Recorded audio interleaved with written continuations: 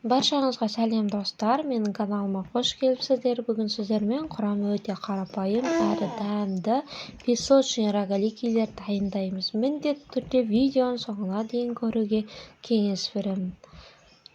Алдымен ыдысымызға бөлме температурасындағы майды және қаймақты салып аламыз. Қаймақтың проценті менде 20%, май 82,5%. Қаймақ пен майдың майлылығы жоғары болған сайын тесто песочный әрі әдемі болады. Үстінен ұнды саламыз. Ұнның нақты грамын мен минус плюсімен описаниеге жазып қалдырамын, себебі әр ұнның тығыздығы әртүрлі, сіздерде әртүрлі болуы мүмкін. Қамыр осындай болған кезде ұн жетеді деген сөз. Ал енді бетін жауып жылы жерге қоямыз демалу үшін. Демалған қамырымызды алып теңдей 6 бөлікке бөліп аламыз. Жұдырықтай 6 бөлік болады бізде, одан артық не кем қылудың мүлдем қажеті жоқ. Дәл осы рецептпен істесеңіз, сізге осындай 6 бөлік шығады. Жайып аламыз жұқартып. Жайып болғаннан соң 8 бөлікке бөліп шығамыз.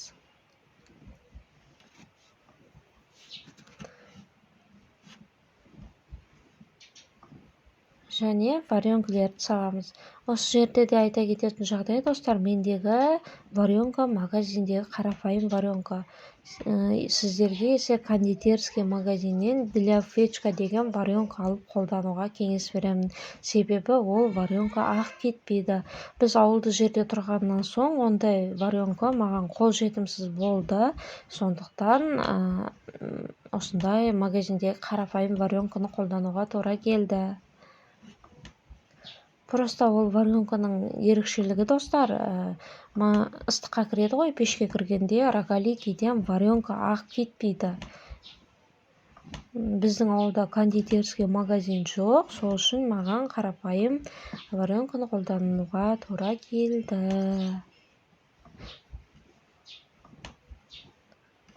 Варенкілерді салып, жақсылап орап шығамыз. Бекітіп.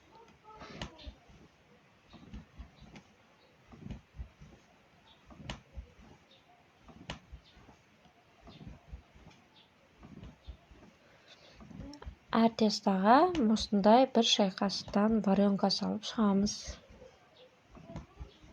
Ораймыз. Мен жақсылап бекітіп орағанмын, сонда да бірақ для фечка деген варенка болмаған соң менде ақ кетті.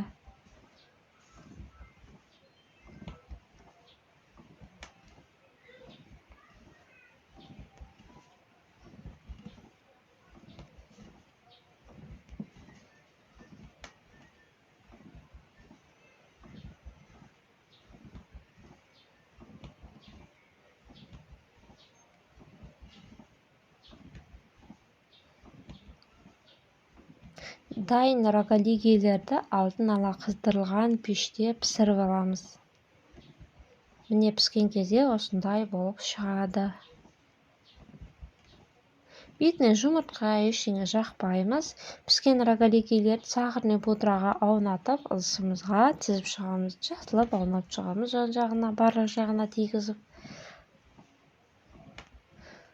Біздің тәп-тәтті рогаликилеріміз дайын.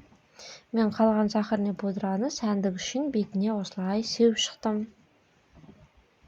Өте дәмді болады достар, сіздерге жасап көруге кеңес беремін. Егер видео ұнаса, лайк басып, комментарий жазып, каналыма тіркелуді ұмытпаңыздар. Сіздермен болған Жанар, назарларыңызға рахмет.